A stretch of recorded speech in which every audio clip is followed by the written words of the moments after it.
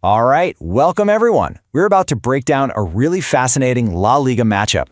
The absolute giants, Real Madrid, taking on a very resilient RCD Mallorca. Now, on paper, you'd think this is a done deal. But in football, well, it's almost never that simple. See, you look at this fixture, and it seems pretty straightforward, right?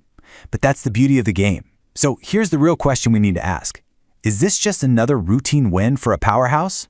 Or are we on the verge of one of those legendary upsets that we talk about for years? The kind of stuff that makes football so magical. Because for both of these clubs, this game is about so much more than just grabbing 3 points. Their motivations, they couldn't be more different. And honestly, that's what makes this so incredibly compelling. Think about it. For Real Madrid, every single match is a defense of their legacy. It's a statement that they are and will remain the dominant force. But for Mallorca, a good result here isn't just a win. It's a headline. It's a shot of adrenaline for their entire season. It's a story they'll be telling their grandkids. Okay, so how are these two teams actually looking coming into this game? Let's get into the nitty-gritty and look at the hard data, starting with their most recent form. And this kind of tells the whole story, doesn't it? Real Madrid has been a well-oiled machine, just cruising along, picking up 4 wins in their last 5. Meanwhile, Mallorca, man, they've been fighting tooth and nail for every single point. You can see the grit there, but they're struggling to find that consistent rhythm. Now, this is where it gets really interesting. Look at the offensive firepower here. I mean, that difference is just staggering. Real Madrid has been on an absolute tear, banging in 14 goals. Mallorca, just 4. This tells you everything you need to know. Madrid is built to attack, while Mallorca's game plan is going to be all about being incredibly tough to break down. But here's the thing. Madrid's dominance isn't just about scoring goals. It's also about this number, 3. That's it. That's how many goals they've conceded in their last 5 games. So they're not just scoring for fun. They've built an absolute fortress at the back. So let's see how all these stats are going to translate to the actual tactical battle on the pitch.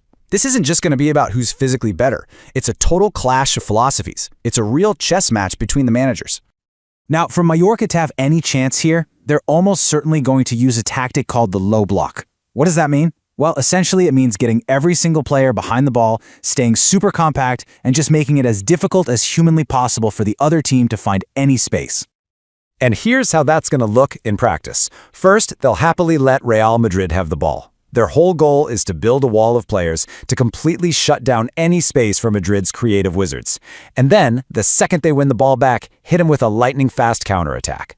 The whole strategy is built on frustration and seizing one perfect moment. So how in the world does Madrid break that down? Well, it's all about patience and precision. They'll control the ball, of course, moving it quickly from side to side, trying to pull that compact defensive shape apart.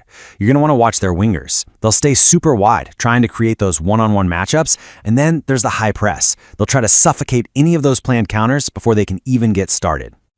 But you know, at the end of the day, all these grand strategies, they come down to individual battles happening all over the pitch.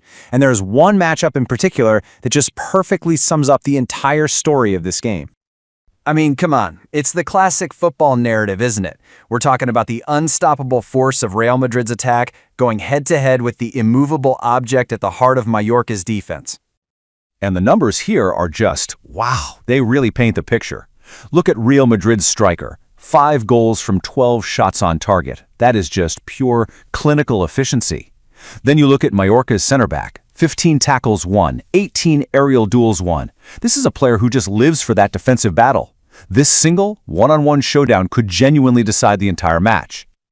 You know, this quote just hits the nail on the head. It's the art and flair of a world-class attack clashing with the sheer will and organization of a defense that takes pride in being stubborn. That's pure football drama right there. Okay, so with all of that in mind, where is this game actually going to be decided? Let's break down the most crucial factors that are going to tip the scales one way or the other. This chart really helps us visualize it. That huge 40% chunk, midfield control. That's where Madrid will want to dictate the entire pace of the game. But that's useless without the next part, clinical finishing to actually break down that wall. Now, for Mallorca, it's all about that defensive discipline and knowing that maybe, just maybe, a single set piece could be their best chance to snatch a historic result. And yet, We always have to remember this. After all the tactics, all the analysis, all the game plans, football can be decided in a single heartbeat. A 30-yard screamer out of nowhere, a mazy dribble through 5 players, a moment of pure genius that nobody saw coming. That's the magic that makes every strategy, every plan, suddenly irrelevant.